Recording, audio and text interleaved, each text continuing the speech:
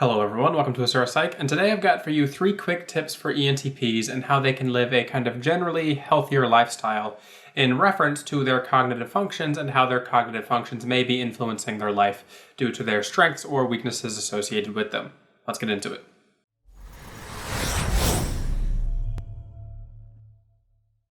ENTPs are kind of an interesting type. They have lead extroverted intuition, and in my opinion, they are one of the quickest-minded types. Extroverted intuitives, ENFPs and ENTPs, are very quick to react and learn new information because of their dominant extroverted intuition, and especially ENTPs because they are NETI, extroverted intuition, introverted thinking. They, in my opinion, are some of the quickest types to grasp new concepts and understand them deeply in a very quick way. But this can also cause issues for the ENTP because for ENTPs, they often feel like they're going to be able to quickly master new things, and sometimes they may even do this at the risk of allowing themselves to really understand things from an introverted thinking perspective. That is to say that ENTPs might get to a point where they jump onto a new topic that's interesting to them. They attempt to kind of TI understand it. They attempt to kind of incorporate this thing that they're learning into their introverted thinking framework. And they might feel that they've kind of fully understood something by the time that they're ready to jump onto some other new thing that their extroverted intuition has caught on to. And this can cause problems for ENTPs because they might feel like they have mastered this thing or they fully understand it by the time they've jumped to the next thing. And therefore, this can cause almost a level of arrogance or overconfidence related to their understandings of things. So it's important for ENTPs to be aware of this, to be aware of the fact that sometimes they need to lean deeply into the topics that interest them and realize that they can go a little bit deeper than they might think. Now, INTPs tend to have almost an opposite struggle with this, where INTPs will find themselves deeply invested into one thing, trying to learn all of it as much as they can about this thing. But ENTPs will struggle with jumping from thing to thing that interests them before allowing themselves to fully introverted thinking understand it.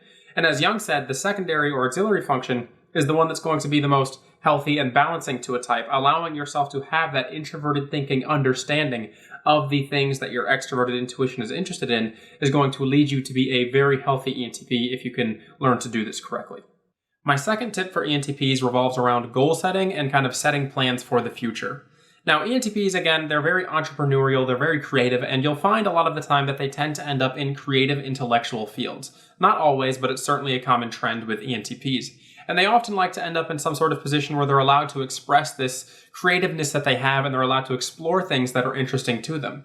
Now, when working with projects, it's very easy for ENTPs to be spontaneous and want to, like I mentioned earlier, jump between thing that interests them to another thing that interests them.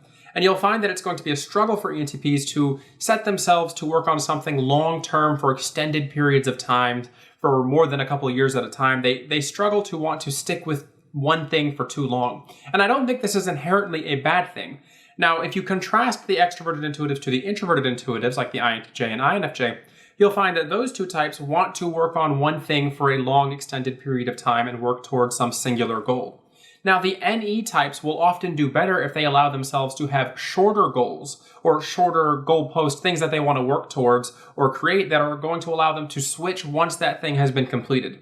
So what I'm saying here is that for ENTPs, it might be a better idea to set your goals on the shorter term scale, say 2 to 3 years or maybe even 3 to 5 years, instead of setting a 10-year goal for yourself. This is the project that I want to do by this period of time, and once that is done, then I'll have the freedom to explore other things that are interesting and creative to me.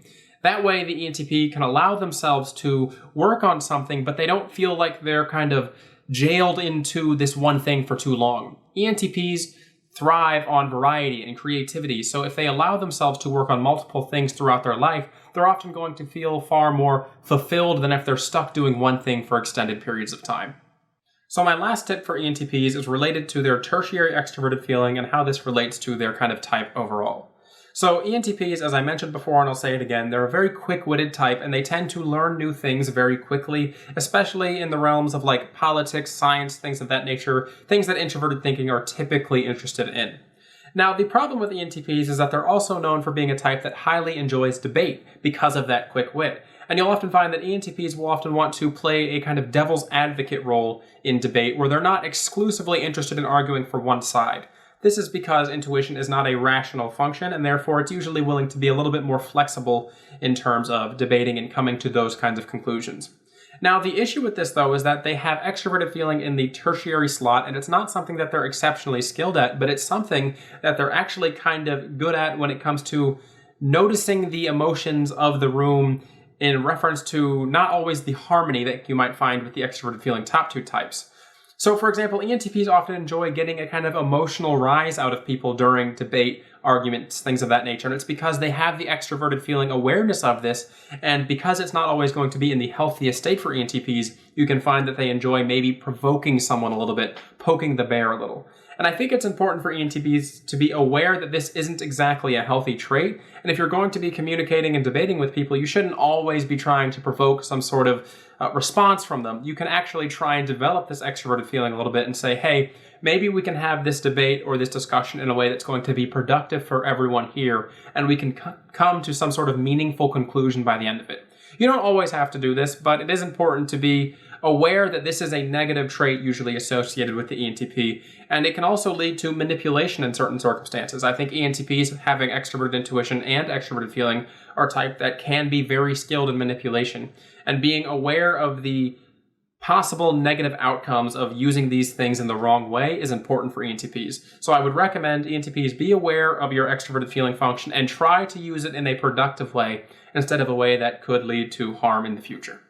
All right, everybody, those are my 3 quick tips for the ENTP personality type on how they can live a kind of generally healthier lifestyle. I think it's important for ENTPs to just kind of be aware of the negative influences that their cognitive functions can have on them, like every other personality type, really. So I just think it's important for ENTPs to step back and maybe analyze the situation they're in, analyze how these kinds of things that they're doing might impact other people, develop that extroverted feeling a little bit, and be aware of the idea that maybe they don't need to be latched on to some sort of idea for an extended period of time, which is why I think it's important for ENTPs to have those kind of shorter goals where they can jump between things that are creatively interesting to them. I think that ENTPs will often find the most fulfillment in those types of positions, where they're allowed to really just have free reign over the things that are really interesting to them, pick a project up for a while, work on it, maybe finish it, put it down for a while, and then come back to it later. I think ENTPs thrive in those types of environments, and they can do well. All right, everybody, I hope you've enjoyed this video, and if you have any tips for ENTPs or you think that I missed anything important, feel free to leave them down in the comment section below. These 3 quick tips videos are just to kind of get the discussion going, and I'd love to hear the opinions you have about ENTPs, or if you are an ENTP, what has helped you grow as an individual. I do just want to quickly remind everybody that I do have personality typing sessions available at my website, asurpsych.com, if you're interested in working with me to find out what your personality type is and what that means for you. This has been Asura at Asura Psych. Have a good one.